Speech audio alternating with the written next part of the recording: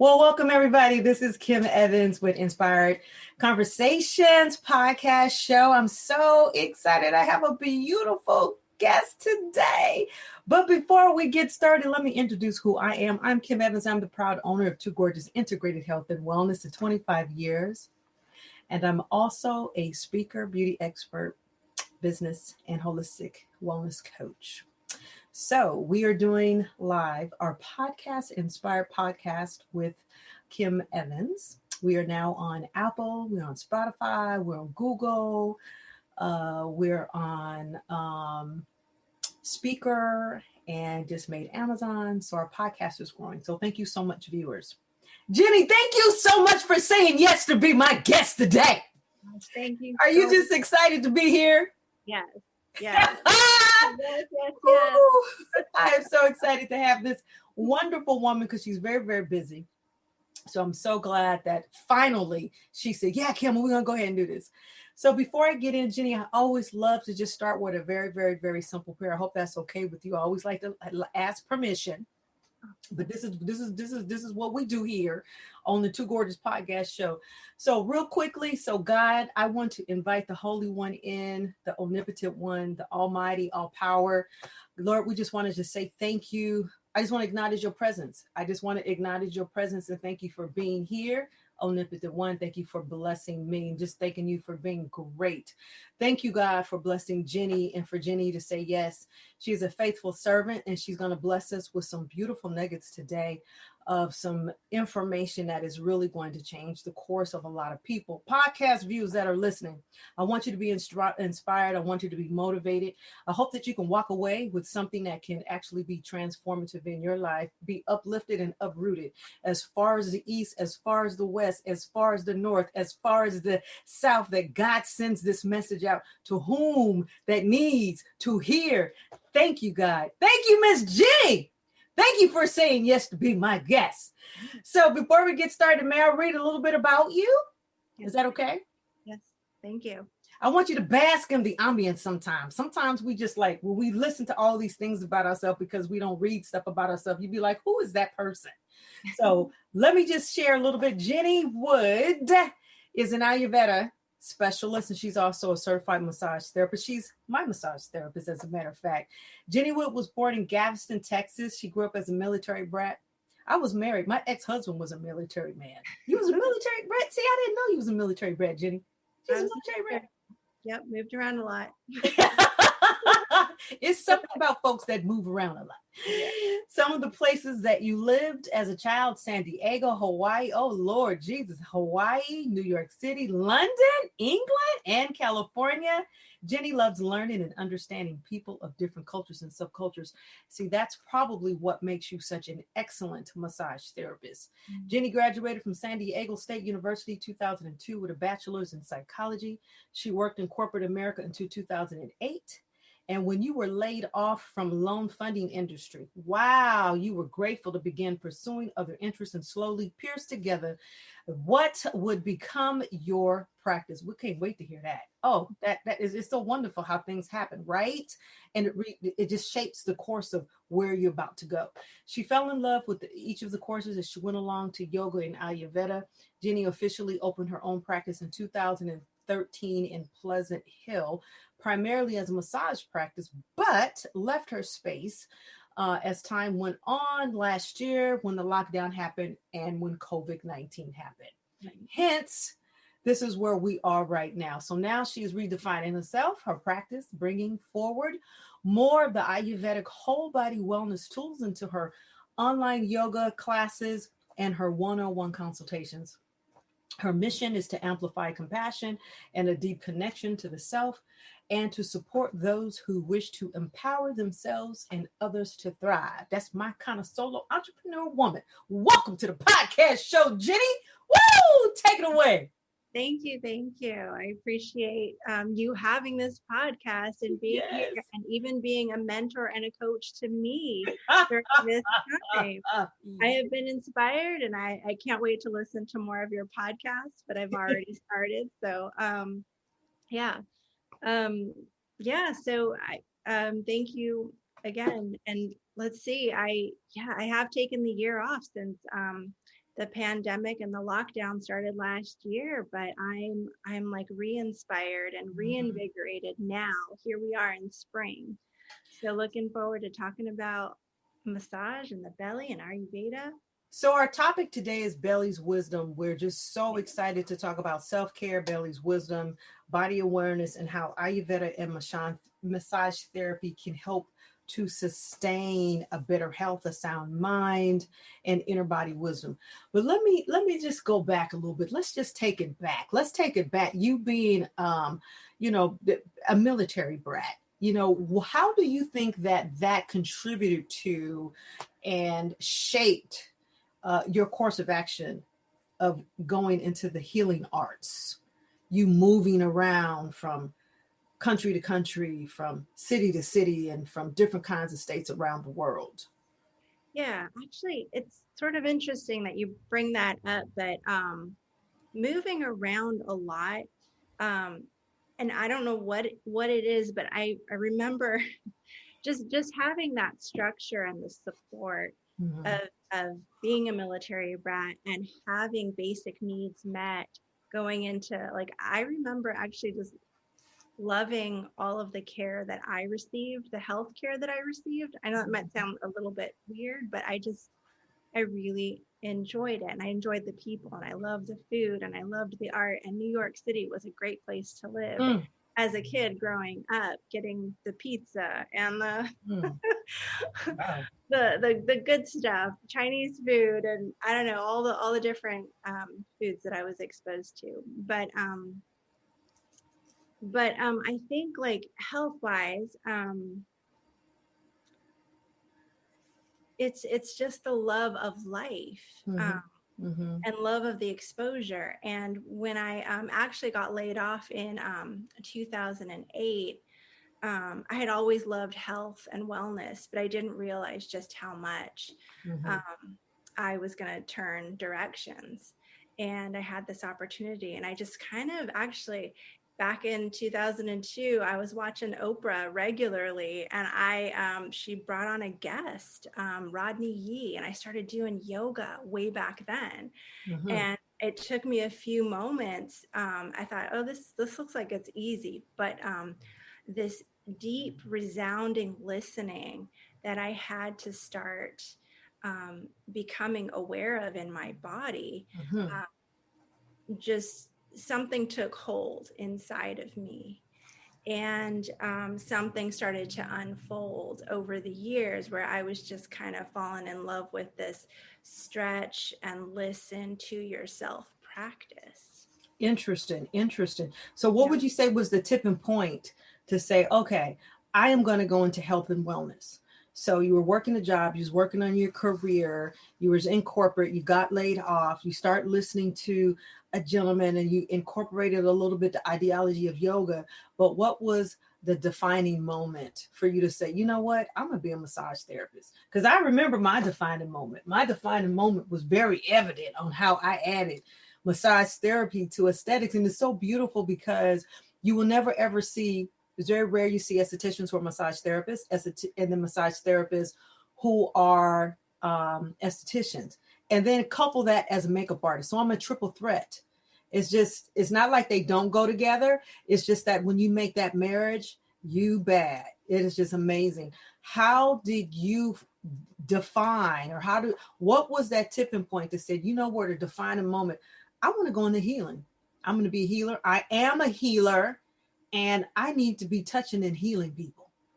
Because, and let me just quickly say, because many a times people may say, you know, I want to be a massage therapist. You know, we're in COVID, or people like, yeah, I want to define my career. But if you don't love people, if you don't have intuitiveness, if you don't have self-awareness, if you don't have self-preservation, and you cannot be a racist, you got to love people, you cannot be a sexist, you're not going to last long in this business. Yeah. So what was that thing, that tipping point that said, you know what, where you found your purpose? I am a healer. I am called to heal. And this is what I want to do. This is the practice that I want to go into. Yeah.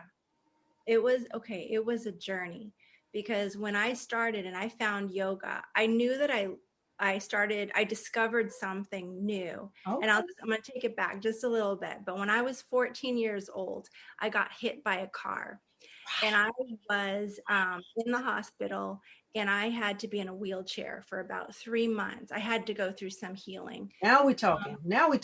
Yes. So during that time, I was so grateful that I was alive. Okay. Yes. There's just one. I was grateful I was alive. Yes. And I came up with a bucket list of a million things I wanted to do while I had that experience. Like I was like, I'm going to go skydiving, and I'm going to eat spicy food, and I'm going to I wanted to live because I had like this, to me, it was like, oh, second chance. Right. But, what I also recognized was all the nurses and the doctors that took care of me. I felt so cared for, and I healed, and people would come and visit me, and the connections were good. And it was like I was alive and I wanted to live. And so I had that experience at 14, but I go on and I'm not sure. And you go and you fall into the practicality of life. And I'm like, I don't know what I want to do or what I want to be. And so Oprah brings on Rodney Yee, talks about yoga. And I'm thinking, oh, this will be a good exercise. But I was also told at 14, you are going to have arthritis by the time you are 30 years old. So I thought, okay, I've got to find some kind of thing that will help me take care of my body. And it was yoga. And so when I got laid off in 2008, I was like, why not try it? yoga? Why not? And all of a sudden there's this beautiful unfolding, like you don't know what life is going to throw at you. But I was already reading books, and Gary Zukav of Soul Stories, I just have to mention that. I read his book over and over after he was a guest on the Oprah show. And so some of the things that were pointed to was like just being open to, when you find the thing you love, you will know. And I didn't know what that thing was yet. And I still had to go and just keep letting things unfold and let life kind of little by little. I wasn't looking for, I wanted the big thing, but it wasn't happening. So I take this yoga teacher training, and it's amazing. And this lady, she comes to the course, and I have to name, she is one of my teachers, Deanna Batdorf, and she teaches at the Dhyana Center in Sebastopol. Well, she comes and she starts talking about Ayurveda, and I'm like, what's Ayurveda? Like, what the heck? I've never heard of this thing. And she shares it, but something in me just resonates, and all of a sudden, I know I want to go take that course. I don't know why, but when you know that you are interested in something, and I would say to any of your listeners, when you know it, follow it, see where it goes. It'll take you to something maybe more interesting. So I didn't know where it was going to take me. So I found Ayurveda, and I was like, I got to go take her course. Couldn't take her course right away. I decided to do some more yoga training, but in the back of my head, it just kept going, take her course. And eventually, I was able to call them. I was able to get into her course. She had just a 9-month certification course that was good for me. I was a young mom. My son was 1.5, 2 years old.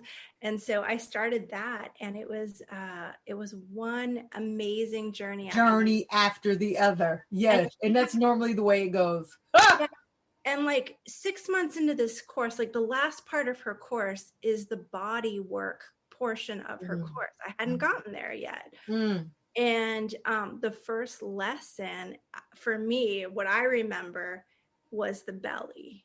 It was our first lesson to how to take care of the body through body work.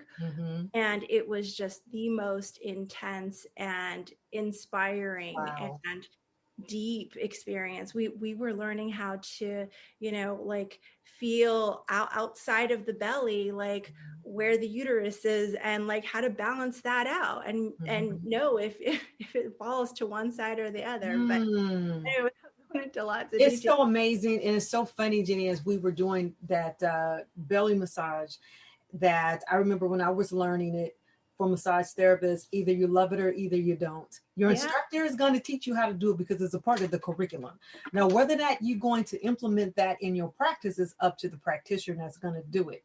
And I have found that I love it. This is why that I do it with my clients. And there's so much knowledge in that. And we're going to get into that a little later. But I got to circle back. When did you first know that you were a healer?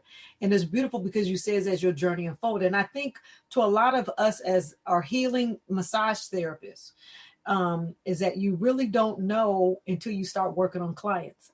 And then you really don't know until they come back and they give you feedback. Like when Jesus was healing the leper with leprosy, and then none of them came back and they told people what happened, but one came back. So when your clients start coming back and say, you know what, that massage worked. You know what, I'm feeling pretty good.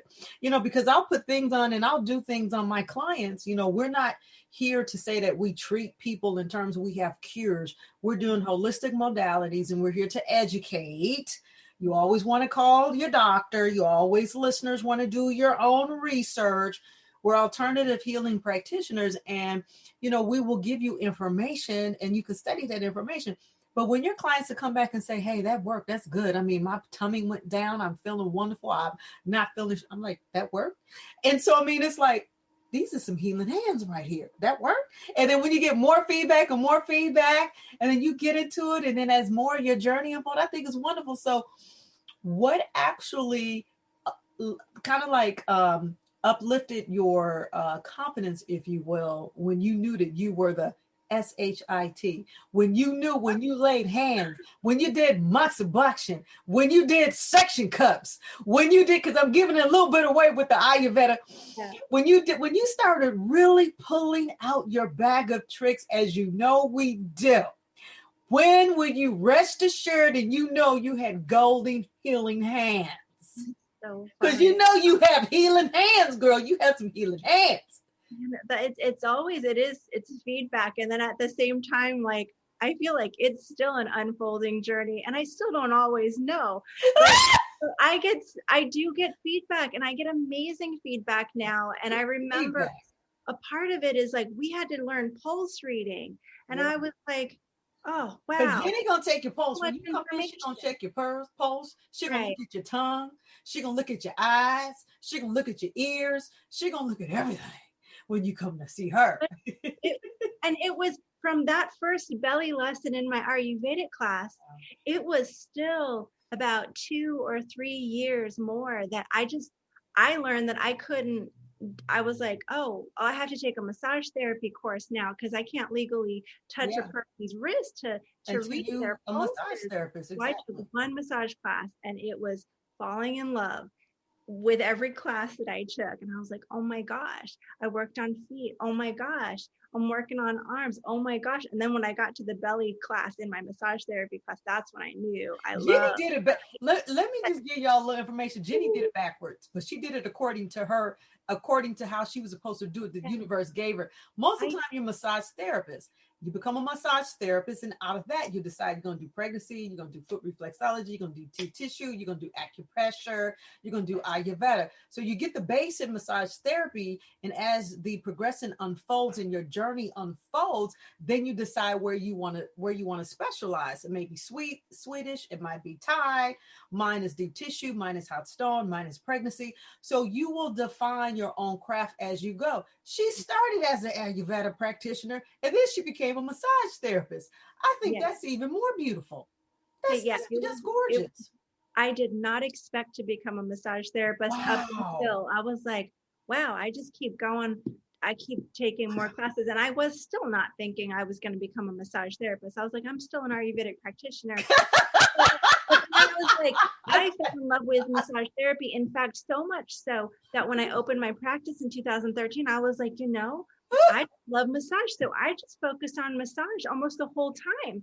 And here I'm still not living maybe into the Ayurveda so much. And I was like, I love massage therapy. I love receiving it. I love giving it. That is hilarious. I think more people should do it. I think that I think it could be a prerequisite to so many other practices I because think this is great. I need to do more podcasts on massage. Y'all massage therapists, y'all direct message me. I just like to know how you found your journey. Because the way you found yours, and we're going to get into more specifics of Ayurveda in a minute, because I think Ayurveda is really nice. And it's not just Eastern, Indian. We brought it to the West. So it is formulated out there. It is derived from there, but we brought it Western Ayurveda, and it's just absolutely wonderful. I know this beautiful Ayurveda temple is in Quarter Madeira. When I was working on my master's degree, one of the instructors out there came and they taught us Ayurveda. When they taught us that, I fell in love with it. I fell in love with the oils. I can only go to Berkeley off the university if they're still oil. They still open to get my oils because they're very viscous. They're very thick. Yeah. And I just fell in love with it. I fell in love with the Constitution. So just real quick, Jenny, tell us the definition of Ayurveda and then define what are the four constitutions, or the three constitutions. Okay. Yeah. So Ayurveda is an ancient, as I've learned it, it is the science of life. Yes. So it is looking at nature and seeing nature, learning from nature, and then applying the concepts of what you see out there to what is within us. Mm-hmm. So just as nature has, and I think the simplest way that my teacher has explained it is like there is hot elements of the hot, cold, wet, and dry. I mean, there are more elements. So we'll say 5 elements. You've got air, right. You've got ether, you've got fire, you've got water, and you've got earth. And earth. Okay. And so with those 5 elements, they were able to combine to get these, what they call constitutions or 3 doshas. And the doshas are, you've got vata, which is your air, ether. Mm-hmm. You've got pitta, which is your fire, water. Mm-hmm. And then you've got water, earth, which is your kapha. So it's pitta, kapha, and vata. Yeah. So vata, pitta, kapha, or kapha. I've heard people say and pronounce them a little differently. I'm kapha. my dosha is kapha. Okay. But you could be a combination of 2. But yeah, mine is dominant kapha. Exactly. Totally. So, So, and we already have language for it in our society, which I loved. The analogies that I had learned was like, okay, you've got your air ether people when they have too much of it or they're out of balance, they're airheads. Right? Yeah. Like that's a symptom of like too much of it. But if you are a vata and you are in balance, you're super organized and you are a visionary, and that is creation. Right? But now your second one is your fire, your pitta, you're a fire person, right? Fire, water. Pitta is about focus, metabolism. We know this as road ragers, right? People get too angry. That's too much pitta. But then, in balance, really great leadership. That is focus. So I like the balanced part of it too. That's where your gifts are. And then for your kapha, you've got like, if you're too out of balance, our language, we will call them couch potatoes, right? You get too heavy, you get too sedentary. But in balance, this is your stable person who's gonna like hold the ground and like can keep a team together and be the nurturer. So somebody who nurtures. Amen. And then you're gonna have the combination of those, and you're gonna be, one's going to be a dominant. You're going to know that dominant piece because that's the piece that usually goes out of balance. And so we want to just note that. So Ayurvedic practitioners they'll read the pulse, they'll look at the body. There's different ways to read what constitution you are.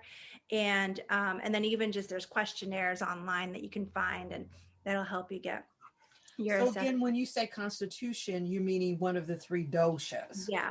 Either pitta, vata, or kapha.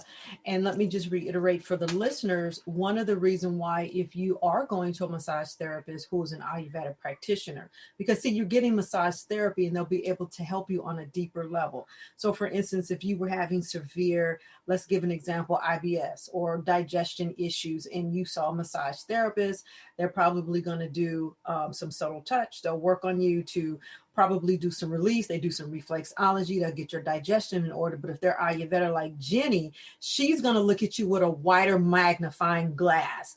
And not only is she's going to look at you from you telling her about the conditions that you're having, then she can look at you and she can say, okay, what's your constitution? She's going to read your pulse. She's going to actually ask you more in-depth questions, and she'll be able to help you in a more vast, deeper way, because now she has more marbles in her tricks to be able to assist you to overcome your IBS or overcome your digestive health. So do you see, podcast listeners, when you're dealing with massage therapies who have additional layer of credibility, additional layers of experience, additional layers of what they're doing, they can help you faster, they can help you deeply, they can help you lift your awareness to what you're going, and they can get you to the path of healing a lot faster.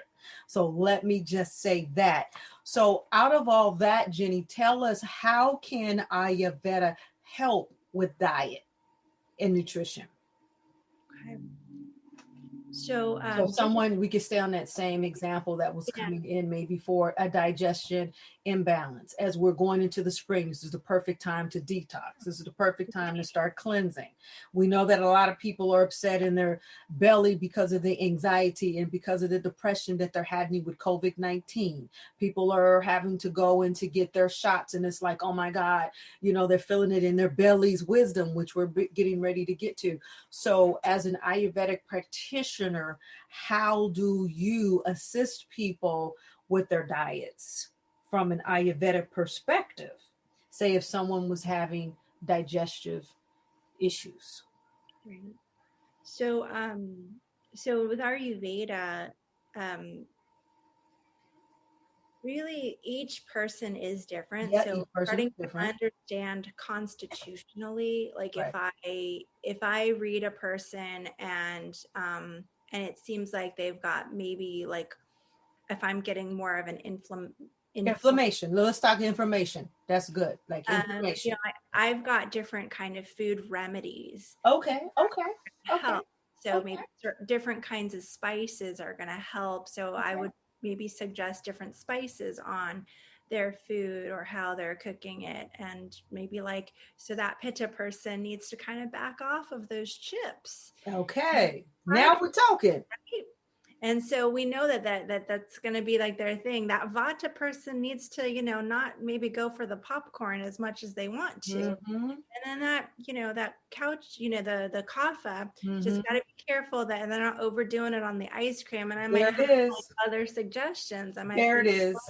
I know you want the ice cream, and I'm going to tell you it's okay because there's no guilt, right? Because the more we beat up on ourselves, like I'd say that's even worse than actually, having the ice cream or having the chips. Like, be kind to yourself. That is a big piece for me. Process. But okay, let's see, what are some alternatives? You can make maybe some pittas or kaphas. Might even you can do an avocado chocolate pudding, right? You go avocados, honey, and cocoa powder. You're gonna blend that all up, and that might just be a little substitute of I gotta do this. I love it. But sweet in nature is nourishment. Got it. Sweet. So it's not we don't want to condemn it. Exactly. But yeah, so I would look at what is going on constitutionally.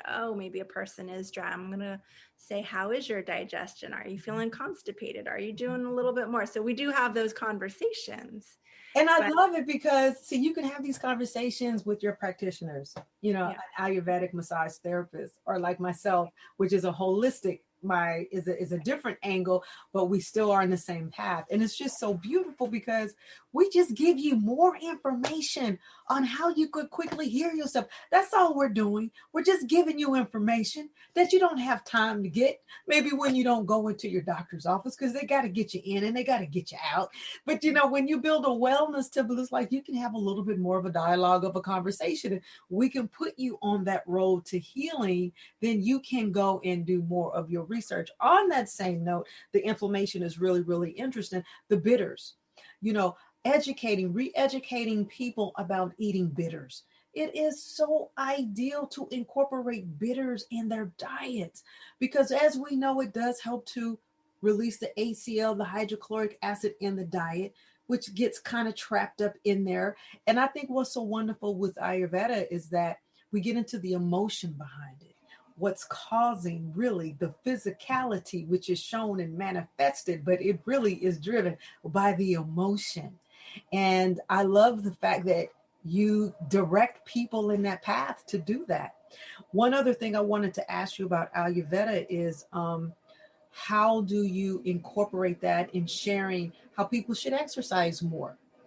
If they came in with different types of a pitta or a kapha or vata, do you also read them and say, hey, these are some exercises I could recommend that could help you?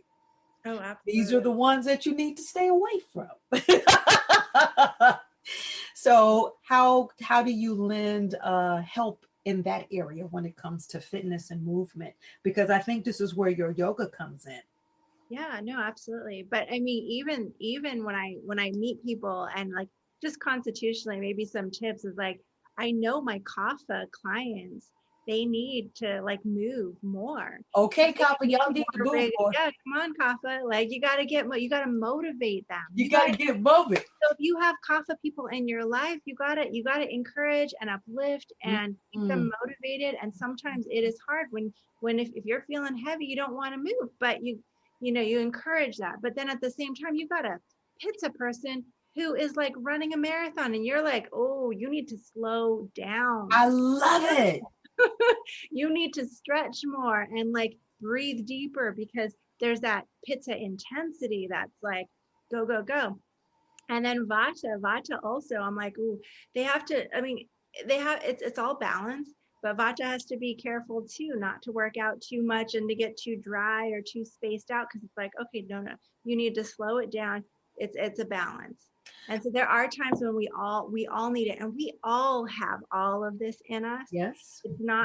It's just a little bit more like which piece is a little more. Yeah. Are you more dominant? Right. So we're all unique in that. And yeah. And then with springtime coming in, like with everyone, I'm like, oh, let's all go fresh. But with vata, which interesting in Ayurveda, it's like vata, like I would caution like eating too much raw. Too much raw is still like, I mean, have some, but it's again, it's in balance, and it's talking with each person specifically, making sure they're getting enough of what's healthy based on Ayurvedic nutrition. So I love it. So this is all based on Ayurvedic nutrition. Actually, that's her rule book that she uses, but then she also incorporate massage therapy and also yoga in her practice, which makes her a very unique practice. I would say yes. Come to my very yoga. Unique.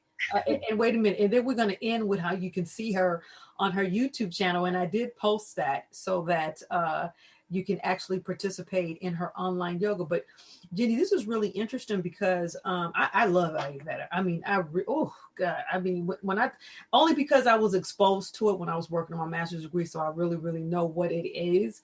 But I want you to circle back on the person who over-exercise, because I have a couple of clients that over-exercise.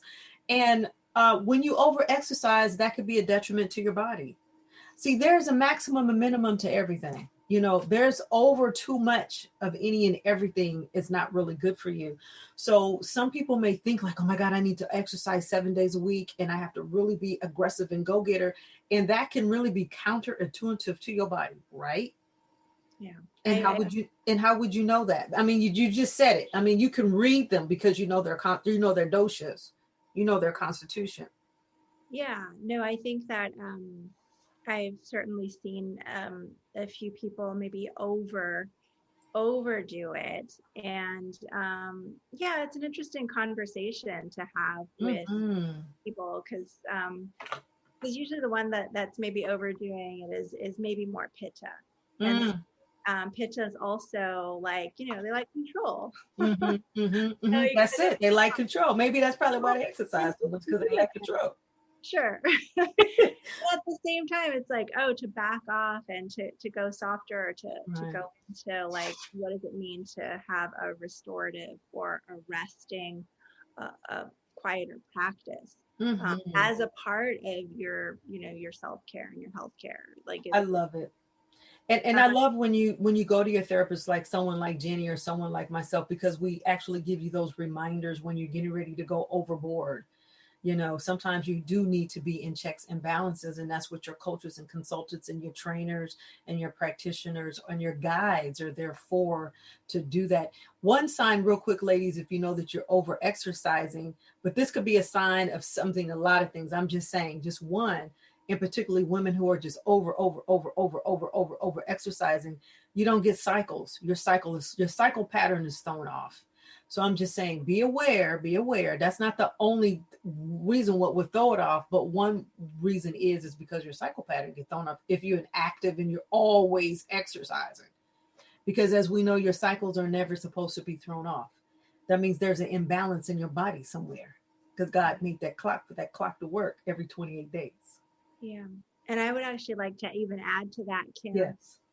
Just for women that maybe don't have cycles, or they're further apart, or they're apart days, is like, make sure you're hydrating. Because I mean, what happens is you're working out, right. You're burning fuel, but you're using the water. Like, hydrate. Make sure you're getting enough electrolytes there, because the more hydrated you are, the more you're going to feel better. And I honestly believe now, and I didn't at first, but you got to just honor every cycle. That's right. Just embrace it, honor it. It actually is something that you can learn from. And when it does come, it's like, okay, it's actually, it's a part of your, it's a part of your physiology, is the way that God had designed and made us to be. We probably need to do a class on that too, right. Because there's a thing when you know that it's out of balance, and we need to be able to educate women. That's called women's health, on when things are out of balance, and we need to help you to bring those things out of a wellness when your physiology and the things that you're happening with your anatomy is out of balance. And then there are things that what they should look like when they're in balance, out of balance and out of balance. So that is something to where, Jenny, we're going to be doing a series on Belly's Wisdom, me and Jenny. There's a book, welcome to my office. There's a book right here that I had like 10 years ago. And this book is thebomb.com. It's funny how our past dictate what we're going to go into. And what had happened was I had found this book. And when I read this book, I knew I was in healing. This book is called Women's Bodies, Women's Wisdom, and this is by Christiane Northrup. This book changed my life. This book right here. And she's now a retired gynecologist, and she is one of the most well-renowned gynecologists in the world, Christiane Northrup. And her book still lives on today, Women's Bodies, Women's Wisdom. And all y'all need to go to, actually, I'm going to put it in my Amazon store. I'll put it in my Amazon store tomorrow. And y'all need to get this book. It's absolutely amazing, especially those that go through the change. We are going to go through the change. That's another podcast we need to do. But that's a wonderful, wonderful book. So tell us a little bit more, Jenny. Let's get into the Belly's Wisdom and how you discovered the power of that, and why that is so important for us to give honor, recognize, and to really use that in our practice as practitioners and healers to help our clients. Why is that so important? So really, in Ayurveda, I mean, we're talking mind, body, spirit. Yoga is also mind, body, spirit practice. So Ayurveda, again, it's this life science about bringing all of it together. And the belly is such a foundational part of what is and makes us healthy. Like the food that we put in our bodies and the way we digest and the way we assimilate and integrate it is important. So like you said, a lot of maybe massage therapists don't always have it in the practice. Mm-hmm. And yet it is so important. And so I just find like just the circular motions, supporting digestion, self-massage with it is important. Hydration. Hydration being the number one. Why is hydration so important to our bellies? And I know we had talked about um, a lot of people are magnesium deficient and they don't even know that they're magnesium deficient. And then you're walking around with added body pain, and it's like, why are my joints hurting? Why can I not move like this? And you're walking around a little slummy. We can go on and on and on and on, but we know the signs of that. I'm like, first thing I'm like, well, how are you with your magnesium? Maybe you might be a little bit of magnesium and potassium deficient, and magnesium and calcium and zinc is 2 to 1, actually should always go together because they help with the absorption in the body. But sometimes you need a little bit. I know I take extra magnesium every single day, especially when I'm overstressed or feeling tired or my body is aching.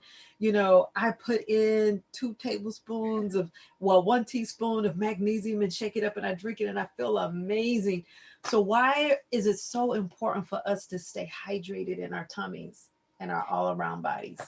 I mean, I think it's like in our Ayurveda, like when we're first born, we are in the kapha part of our lives. Yes. And we are water. We are born with like, I think, I don't know the exact number, but like 98% or whatever. Like we are born water. We are just these fluid. Right. We're fluid. Yeah. And then we go into and that's childhood. And that takes us up into like our early adult life. And then we go into the pitta part of our lives. We're a fiery part of our lives. We don't have as much water. And then we get to older age. And this is the vata, the air ether time of life. We are drying out. We are going to go back to the ethers. We are going to pass. Mm-hmm. And so just to know that we come in as earth, water and earth, then we are water and fire, and then we are air, ether. We are changing.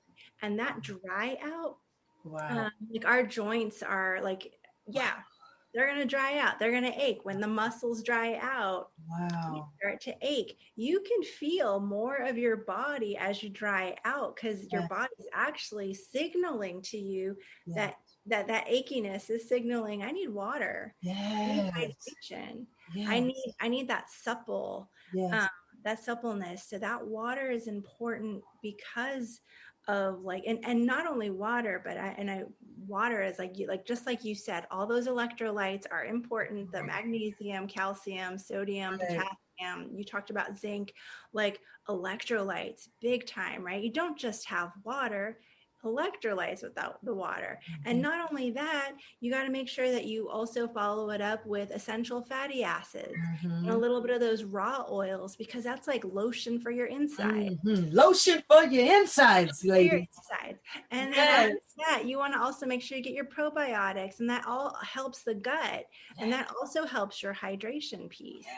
So that is, if we don't have a hydrated belly and we're drying out, and I use this analogy, but if you bake a cake and you don't wash it out right away and you let that pan sit out on the counter and then you got to wash it out, it's going to get real dry. It's going to be very, very hard.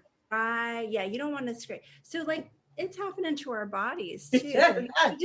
Again, it's look at nature, look at what's happening on the outside with hot, cold, wet, and dry, and then look at what's happening on the inside.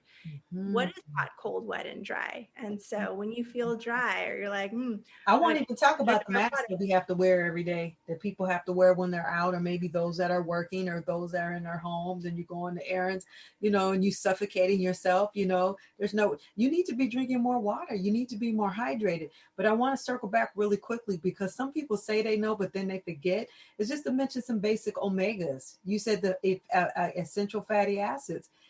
People are just like, I know that, but do you really know that? So let me just mention what are a couple of essential fatty acid sources that they could find, Jenny. We know that some that you could get them in the oils. When it comes to foods, we sometimes have to meet people where they are at the base elementary level, and we have to kind of like re-educate them on those principles. That's what health educators, and that's what we practitioners do. That's why we just so wonderful at the practice of what we do. So what would you say some of those essential fatty acids in the form of food sources would be, to maybe list maybe 3 of them that could help someone to say, yeah, I do need to eat that, and I need to eat this, and I need to eat that. Sure. So like what I mean, we love salmon. Mm-hmm, mm-hmm, Love mm-hmm. salmon. But so what I do is I actually use chia seeds. Okay. I sprinkle them in water. I let them like puff up, and then I'm drinking my chia seed water Oh, throughout the day. nice. Okay, now Yeah, that's a good tip, Jenny. How much do you put in your water and let it puff up? food. Yeah, and then sometimes I forget about it, but Nice. I am guilty as charged this year for not getting as hydrated as I know I could be.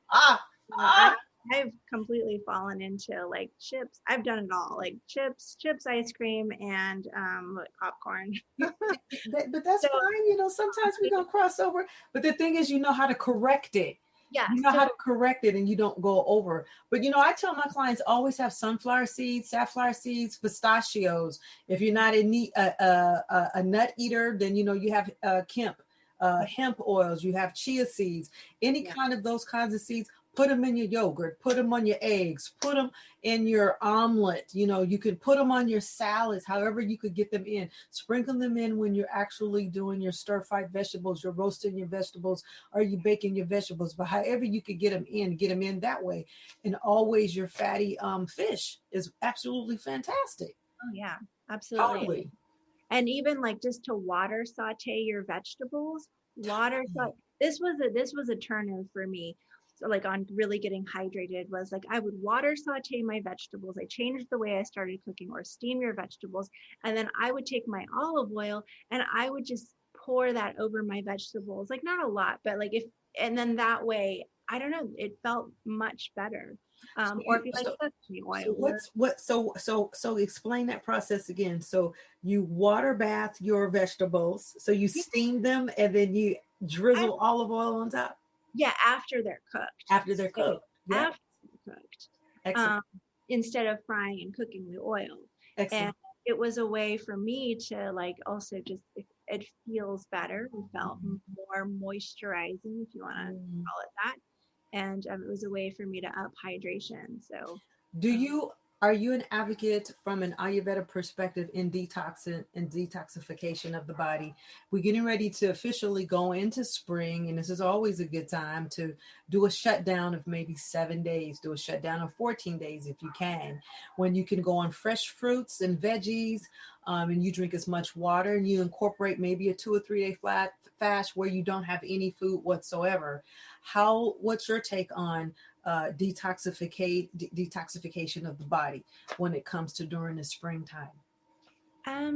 That's a good question. I think I'm actually a person that is still learning all of this, and I'm a big proponent of like nourish first. If you are going to go into a cleanse, nourish first. Work with someone that's well versed in it, because I do think there's a lot of different information out there, and I think people have their educational experience. But yeah, know your constitution and figure out which one is right for you. But nourish before you're going to go in there. Make sure you're hydrated, because you don't want to get depleted. And I think that's the only maybe I guess concern is like, just don't go straight into a cleanse, and be careful that you don't deplete yourself. I love the fact that you're saying that you should hydrate your body and nourish your body. And we had this conversation, is that you need to do a pre-cleanse before you go into a cleanse. And that's wiping everything out your cabinets, everything out of your refrigerator. But that's just sitting back and just really nourishing your body. Is asking again, your belly's wisdom, what do you need right now? And stop stripping yourself of just totally not eating, because that's not nourishing yourself. And then you do these cleanses, you come off these keto things and all this stuff, and all of a sudden you're sour, you're feeling mad, and you gain all the weight back because you deprived yourself, because you didn't nourish yourself in the very beginning. It makes no sense. So it's a process. So Jenny, that makes so much sense. Nourish your body. Before you go on a cleanse, ask your belly's wisdom, what do I need right now to make myself whole and healthy? Focus on that. Hold that. What do you need there? Mm-hmm. Right? Yep. Learn it, listen to it. Yeah. It's a journey. And I think it's something that everybody can really just enjoy. If you, yeah, just enjoy it. Love your belly. Love what it loves. Understand it. Like, know it. Know yourself. Like, So why do you think, Jenny, that a lot of women emotionally disregard the signs that the belly is giving? We talked about that. It's like, be kind to your belly. Stop telling your belly that you're fat, ladies, because you feel as though you're the Michelin man or someone, because you don't have a flat board J-Lo body. It's like, love the belly that you're in first, and then you can work on contouring, because inside our bellies, there's a lot of wisdom and a lot of emotion. So why, Jenny, that you think women just either they don't understand, they don't know, they don't recognize how much wisdom is in our bellies? I mean, there's so much wisdom to be had in our bellies. Yes. And I learned even like way back when in my yoga teacher training that actually, like, just culturally, like, we're sucking in our gut. Yes. And in yoga, you actually want to let your belly relax. Yes. And when you relax your belly, the more you relax your belly, the more you feel, yes. the more you actually connect to an intuitive side of that belly. Like, you have gut instincts or gut knowing, and yeah, there's a lot to be said about that. So I think that ties into yoga. So if someone was feeling kind of anxiety or angst, then how can yoga help with the breath of the belly? Because we know in yoga, as you get into deep breathing, also helps to diminish the feeling of anxiety, because it's something about that breath in the belly. What is that mind-body connection? Love the mind-body connection. Let's get to the mind-body connection. It's the mind-body connection. Well, that's what this is all about. The mind-body connection. It's the mind-body connection. It's being connected to spirit. It's being connected to feeling you. Yes. The more relaxed you Yes. are in your body, yes, the more you are able to, I believe, connect to that greater part of yourself, or that spirit, or whatever you want to call it. And so, yeah, it's important to I always tell my classes, long, deep breathing in my videos, long, deep breathing. I will not stop saying that, because to have your breath tight and shallow, that in itself is creating anxiety, and that is creating fear. If you can change your breath, oh my gosh, if you can change your breath, you can change how you feel, or notice how you feel. And if the anxiety is going up, just turn to your breath, make it longer, make it deeper, try to get things happening and moving a little bit more through your center. And that's going to just give you more energy. That's going to give you more calm. That's going to give you more focus. It's going to feel good. It's going to feel better. So give us, do you have like one quick 60-second example of how we could do that in terms of our breath? Because I know you standing in front of the Safeway store and it's a long line. You probably getting ready. You want to slap somebody, you're mad, and then you get puffed up and now you can't breathe. Now you have an anxiety attack, or you're trying to get out the store. You're in the post office and it's like, now it's a long line. Now you get mad. So I believe that we could use these techniques wherever we are. I believe they are in real time. We see these things like 1, 2,000, 3, 2,000, 4, 2,000. You take a deep breath in, you go out, you breathe in, out of your diaphragm. You say 1 woo-saw, 2, 3 woo-saw, 4, 3 woo-saw. So, I mean, a lot of that has a lot of truth, but really, how can we just do it formally? What would you say, 1 or 2 tips real quick that you could leave us with on? We could do some deep breathing here. Oh, sure. So yeah, we can even just do that right here, right now. So I would just encourage, just if you have a moment, go ahead and close your eyes. All right. And just allow yourself to feel what it is to take a nice, long, deep inhale, long and deep as you can. You just even hold it up at the top, and then you're just going to let it out nice and slow.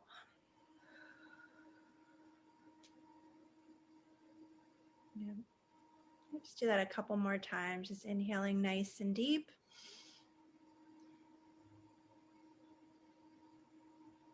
And exhaling nice and long.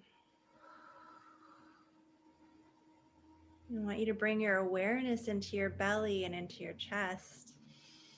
When you inhale, let the belly relax, let the chest expand. See how far you can take it.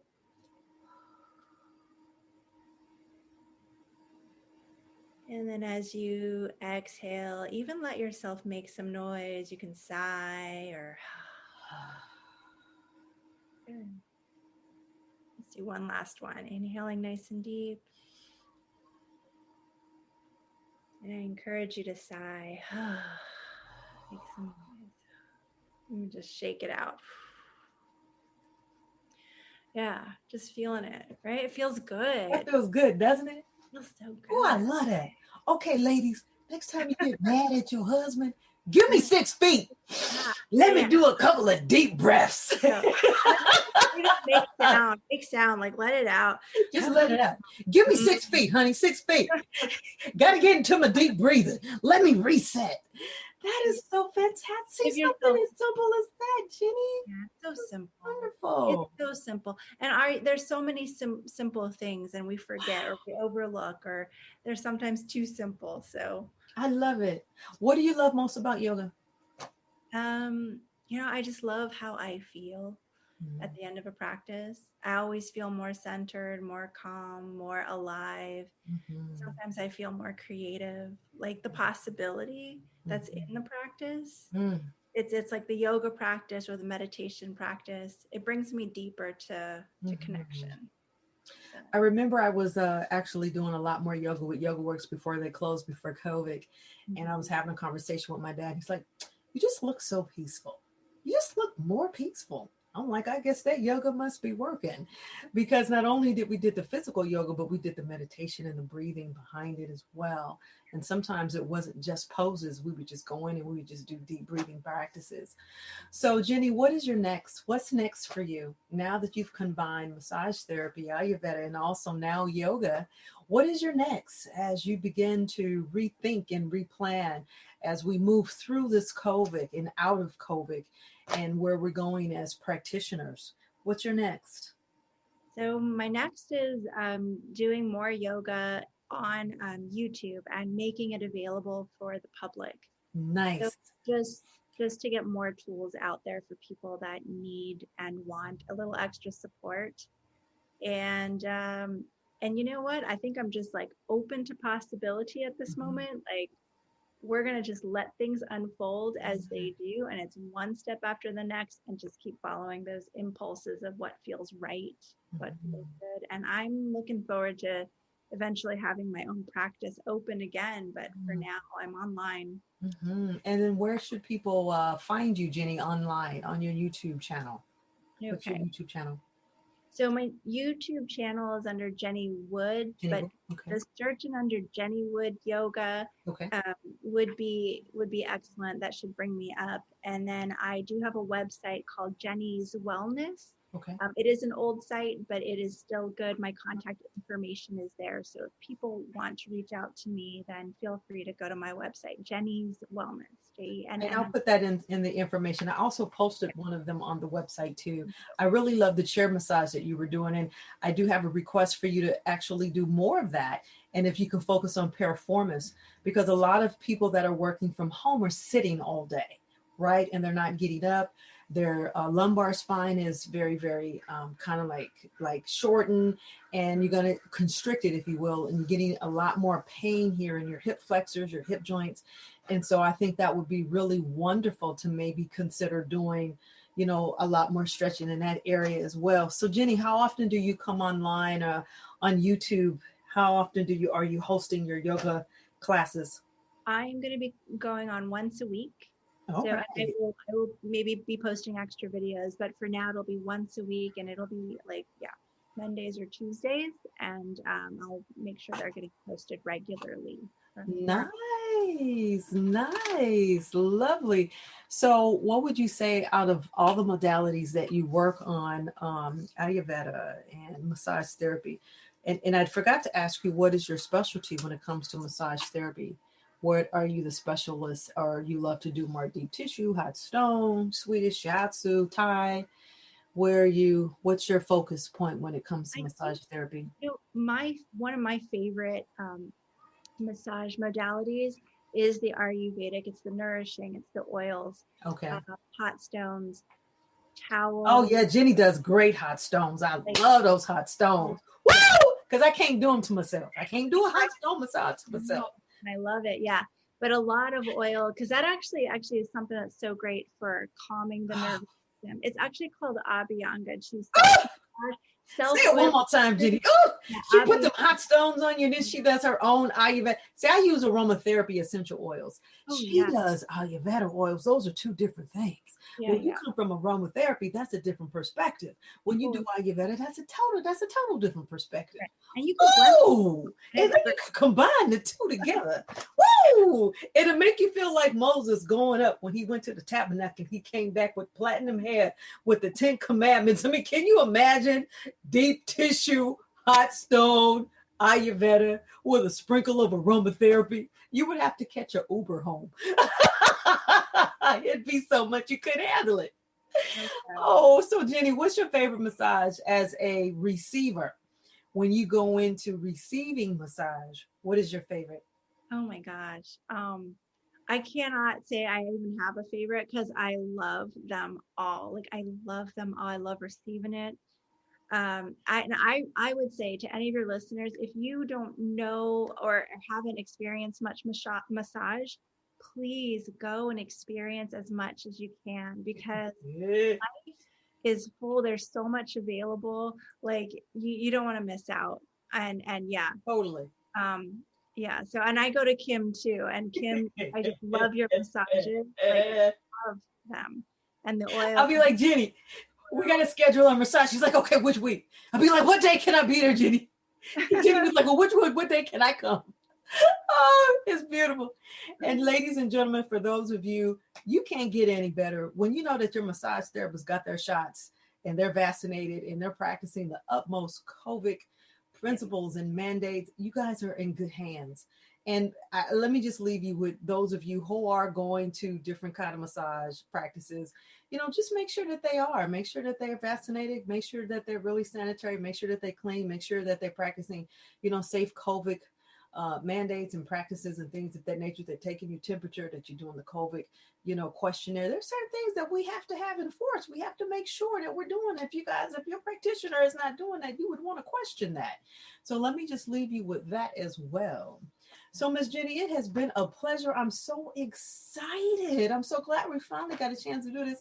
And ladies and gentlemen, I wanted to say me and Jenny's going to be working on a project called Belly's Wisdom. Coming together. I'm so excited on that. And we're going to come up with some dates in April that we're going to put two masterminds together and share holistic principles as it relates to Bailey's wisdom. Jenny, is there any last minute thoughts that you would like to share with the audience? Any tips that you would like to, two tips that you would like to leave us with in terms of managing our self-care better? I love the fact that we started with awareness, and I would just say be more aware of your body. Really listen, take the time at the end of your day and in the morning, and be more in tune with yourself, ladies, and particularly our queens, because especially when you're doing breast checks and self-cares, your belly has wisdom and your belly is always talking to you. When things are out of alignment, when you are at a dysbiosis, your body has already sent you a message. Many times you're not listening to the message, and you must listen to the message that your body is sending you. What would you like to add, Jenny? I would just like to add, yeah, keep loving yourself, love your body, and if you're able to give yourself some self massage and self care, Yes. just please do. It's so amazing, and the word love, um, the word sneha means love. Okay. It also means oil in Ayurveda or in Sanskrit. Um, and so when you're putting oil and you're oiling yourself, Yes. you are essentially loving yourself. And so Yes. just to hold that sacredness of this practice is And really on that note, I do have to ask one last question about the oil because it's very important. And I remember the oils that you used on me and the oils that I also learned when I was studying the Ayurvedic principles. They're very viscous, they're very thick. And in India, they're even more thick. I mean, they're healing conditions out there that is just so far beyond what we do here in the West. But what is the essence of why the oils are so thick? And they're not transparent, and a lot of them are real amber, and it's just they're real, you can feel it. They're different.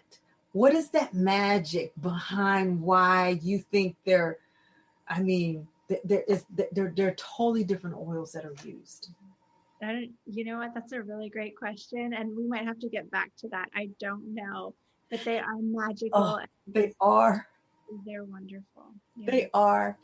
And there is a treatment that's done. And I know a lot of spas, they were incorporating too. It was in the third eye that the oil here, and it's a beautiful awakening of wisdom. That is What was that treatment called? Paksha? So that's actually called Shirodhara. Shirodhara, that's it. Shirodhara. I was off Shirodhara. Just look at that here. This is actually my Shirodhara bowl. Woo! Shirodhara. And it is it is a third eye oil. Yes. Right? And I have not had that done, Jenny. You might have to do that to me next. Yes, we'll have to do that. So you can experience that. But yeah, that is it's the third eye sacred practice. So I love it. And I love that Ayurveda, as well as we do too, work within the chakras of the body and along with the meridians. But so that's a different scope. But anyway, but Jenny, thank you so much. Thank you for coming on the show. It has been definitely a pleasure. And for those of you, I will also post Jenny's information into the information. Can you just say your YouTube channel one more time, Jenny? Because might be some eager beavers that want to go over and check you out today. Please do. Yes, it's Jenny Wood Yoga, and just type it into the search in Jenny Wood Yoga. All right. Thank you so much, Jenny. It has been a pleasure. Thank you so much for being on the show. Inspired Conversations podcast with Kim Evans. Thank you, podcast viewers, for listening. Thank you, everybody, and God bless.